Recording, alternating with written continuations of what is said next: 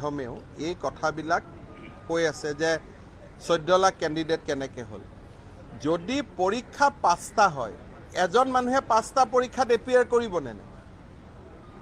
কোনোবা এজনৰ যদি ডিগ্ৰী MA আছে তেওঁ 2টা গ্ৰেড 4 পৰীক্ষাটো এপিয়াৰ কৰিব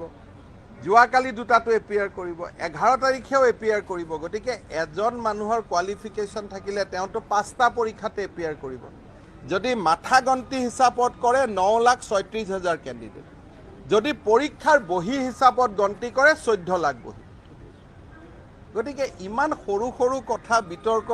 কৰাৰ মইতো নাজানো যে কিহৰ কাৰণে নিবনুৱা ল'ৰাখিনিৰ মাথাটো আমি গৰম কৰি থাকিব লাগে এজন নিবনুৱা ল'ৰাই আগবেলাও পৰীক্ষা দিছে পিছবেলাও পৰীক্ষা দিছে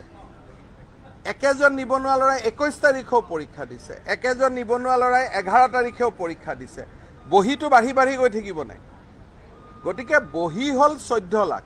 কিন্তু যদি কয় যে নাম কিমান মাথা কিমান হেড কাউণ্ট কিমান 9,36,000 পৰিকল্পনা চলি থাকিব আকৌ পোষ্ট ওলাব অসমত ইণ্ডাষ্ট্ৰিয়েলাইজেশ্যন হৈ আছে আৰু এই ল'ৰা গোটেই বুলি নিবনুৱা নহয়তো কৰবাত তেওঁলোকে কোম্পানী আদিত কাম কৰিও আছে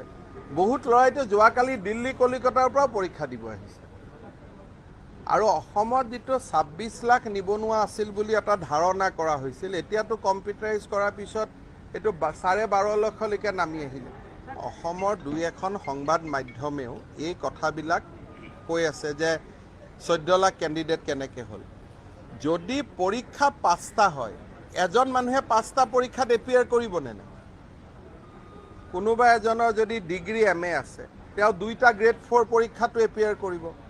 যোৱাকালি 2টাটো এপিয়াৰ কৰিব 11 তাৰিখেও এপিয়াৰ কৰিব গতিকে এজন মানুহৰ কোৱালিফিকেশ্যন থাকিলে তেওঁতো 5টা পৰীক্ষাতে এপিয়াৰ কৰিব